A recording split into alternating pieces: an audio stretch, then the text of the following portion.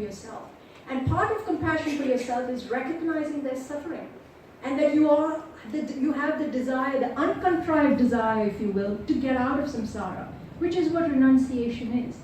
And yesterday, again, there was a wonderful presentation with regards to emptiness.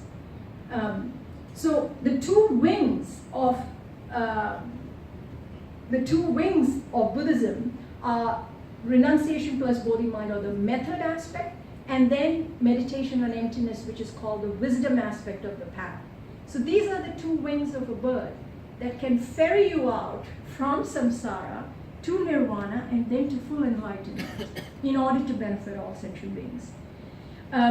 It's interesting how psychotherapists, even though they understand how important the relationship between the psychotherapist and the client is, has really not developed a systematic method of studying compassion.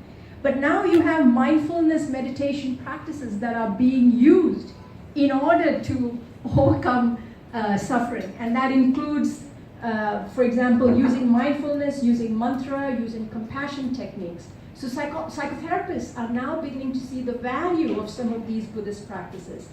Even dialectical behavior therapy, by the way, that was founded by a woman in Marshall Linehan, is based upon some of these Buddhist principles.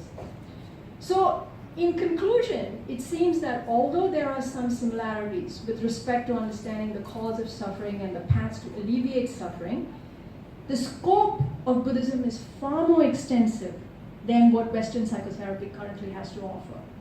So Buddhists can certainly assist psychotherapists to gain a deeper understanding of the nature of the mind, the cause of suffering, and the methods, as they already are, to transform and alleviate it.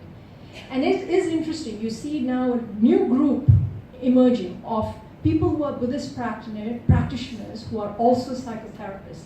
And it would be interesting to see whether they can, create, if you will, a new zeitgeist, which may challenge the existing prevalent psychotherapeutic view by combining the two, and as a result, helping people all over the world overcome suffering.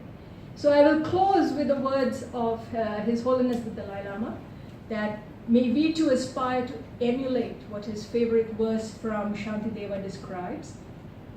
Sorry. Oops.